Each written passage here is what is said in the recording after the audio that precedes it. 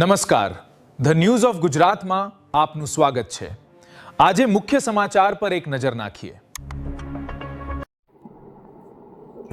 લાખણી તાલુકાના સરપંચોએ આવેદનપત્ર આપી 16મા નાણાં પંચમાં ગ્રામ પંચાયતોની સત્તા યથાવત રાખવા માંગ કરી।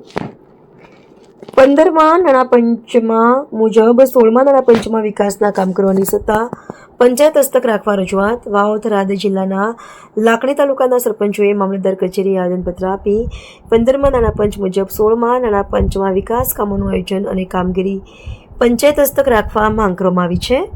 સરકાર દ્વારા તાલુકા પંચાયત અને જિલ્લા પંચાયતના આયોજનમાં 6 લાખથી વધુની રકમના કામો અંગે જે જોગવાઈ અને આયોજનની પ્રક્રિયા અમલમાં મૂકવામાં આવી રહી છે તેવી જ જોગવાઈ ગ્રામ પંચાયતના 16મા નાણાં પંચના આયોજનમાં પણ લાગુ કરવાની વિચારણા ચાલી રહી હોવાની પ્રાથમિક માહિતી સામે આવી છે। આ જોગવાઈ ગ્રામ પંચાયતો માટે લાગુ ન કરવામાં આવે અને 15મા નાણાં પંચની જેમ જ સરપંચ તથા ગ્રામ પંચાયતને વિકાસના કામોના આયોજન અને અમલીકરણ કામ કરવાની સત્તા યથાવત રાખવામાં આવે તેવી માંગ કરવામાં આવી છે। ગ્રામ પંચાયતના વિસ્તારમાં સ્થાનિક ભૌગોલિક પરિસ્થિતિ અને ગ્રામજનોની જરૂરિયાતો અલગ અલગ હોય છે। અનેક ગામોમાં વિવિધ સમાજના મહોલ્લા તથા વિસ્તારોમાં 1 લાખથી 5 લાખ રૂપિયા સુધીના નાના મોટા અત્યંત જરૂરી વિકાસ કામોની જરૂરિયાત રહે છે, જેમાં ગટર લાઇન, પાણીની ટાંકી, કમ્પાઉન્ડ વોલ, સીસી રોડ, વરસાદી પાણીના નિકાલ સહિતના કામોનો સમાવેશ થાય છે। સરપંચોના જણાવ્યા મુજબ 16મા નાણાં પંચમાં 15મા નાણાં પંચ મુજબ જ ગ્રામ પંચાયત અને સરપંચને વિકાસ કામોના આયોજન તથા કામગીરીની સત્તા યથાવત રાખવામાં આવે અને 6 લાખથી વધુના કામોની જોગવાઈ ગ્રામ પંચાયતો પર લાદવામાં ન આવે।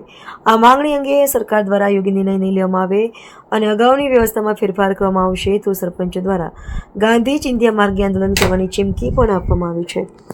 એવા તાલુકા પંચાયત ખાતે તાલુકા વિકાસ અધિકારી અને મામલતદારશ્રીને લાખણી તાલુકાના સરપંચો દ્વારા રજૂઆત હતી કે જે હમણાં તાલુકા પંચાયત જિલ્લા પંચાયતનું 16મા નાણાં પંચનું આયોજન કરવામાં આવ્યું। એની અંદર સૂચન એવું છે કે 6 લાખની ઉપરના સૂચન કરવા, 1 થી 5 લાખના સૂચન કરવા નહીં, જેની અંદર અમના સરપંચોને સખત વિરોધ એટલા માટે છે કે નાના નાના ગામોની અંદર 6 થી 10 સુધીની સમાજો રહેલી હોય કે નાના નાના વાહ હોય, એની અંદર 2 લાખ કે 3 લાખનું કામ કરવાનું હોય, જેમ કે પાણીની ટાંકી હોય, સીસી રોડ હોય, ગટર લાઇન હોય, પેવર બ્લોક હોય, જેવા કામો નાના નાના 6 લાખમાં 3 કામો કરી શકાય। એની જગ્યાએ જો 6 લાખ સુધીનું જો સૂચન હોય તો એક જ કામ થાય, જેની અંદર પૂરા ગામની અંદર લોકોનું કામ પૂરું થઈ શકે નહીં, જેની સામે અમને પૂરો વિરોધ છે। અને આવનારા સમયમાં જો સરપંચોના 16મા નાણાં પંચનું પણ જો આ રીતના આયોજન આવશે 6 લાખની ઉપરનું તો અમે પૂરેપૂરા વિરુદ્ધમાં છીએ અને આ આંદોલન તાલુકા, જિલ્લા અને રાજ્ય સુધી ફેલાશે, જેની અમે મામલતદાર સાહેબને રજૂઆત